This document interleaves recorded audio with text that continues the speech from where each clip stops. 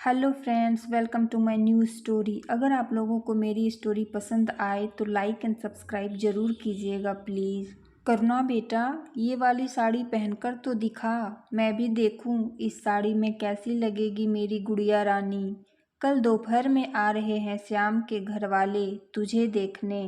बहुत ही अच्छा लड़का है, बता रहे थे तेरे पापा। उन्हें तो बहुत पसंद है श्याम और उसके परिवार वाले। तुम दोनों मिल लो, एक बार पसंद कर लो तो बात आगे बढ़े, करुणा की माँ ममता जी ने कहा।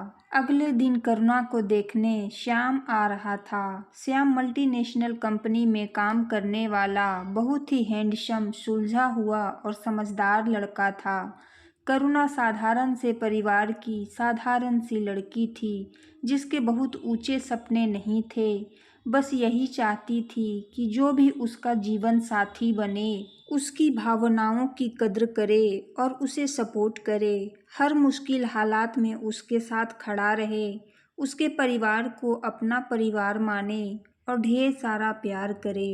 अगले दिन गुलाबी रंग की साड़ी पहनकर तैयार हुई करुणा बहुत ही सुंदर लग रही थी। उसका मन बहुत ही विचलित हो रहा था, समझ नहीं आ रहा था जब मिलेगी श्याम से तो क्या पूछे, क्या बात करे। श्याम की माँ और बड़ी बहन और श्याम करुणा के घर आ गए थे।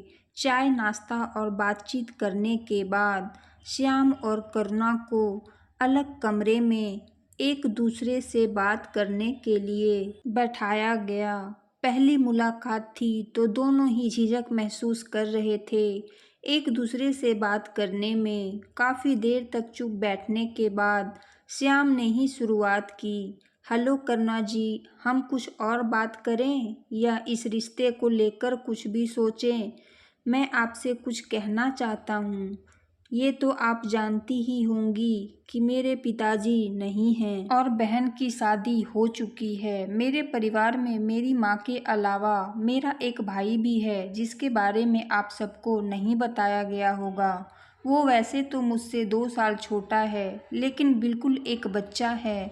उसकी दिमागी हालत ठीक नहीं है, मेंटल डिसऑर्डर है। सबसे ज़्यादा मुझसे जुड़ा हुआ है और मैं भी उससे बहुत प्यार करता हूँ। उसको देखे बिना एक दिन भी नहीं रह सकता।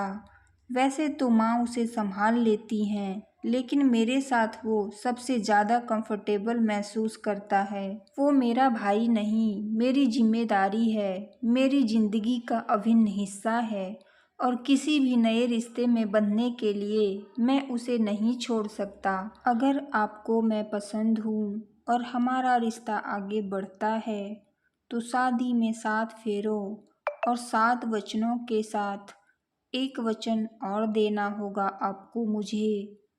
करुणा ने बड़े ही सहज भाव से पूछा, कैसा वचन? एक और वचन, आप मुझे कभी मेरे भाई से दूर नहीं करेंगी। कैसे भी हालात हो, आप मुझे उसके प्रति मेरी जिम्मेदारी निभाने से कभी नहीं रोकेंगी। माँ की तबीयत भी ठीक नहीं रहती। अगर माँ को कुछ होता है तो मेरे अलावा कोई नहीं है उसका। मैं अपनी नई दुनिया बसाने के लिए अपने भाई को नहीं छोड़ पाऊंगा, श्याम ने कहा। करुणा श्याम के अपने भाई के प्रति प्रेम और समर्पण को देखकर उसकी दीवानी हो गई और बोली, श्याम जी, आपने एक बार में अपने मन की सारी बातें कह दी। मुझे बहुत अच्छा लगा। आप दुनिया के सबसे अच्छे बेटे और भाई हैं और उससे भी पहले आप एक बहुत अच्छे इंसान हैं। मैं अपने आप को बहुत खुशनसीब समझूंगी आप जैसा हमसफ़र पाकर, और मैं पूरी कोशिश करूंगी आपके कर्तव्य निर्वाह करने में आपका साथ दे सकूं।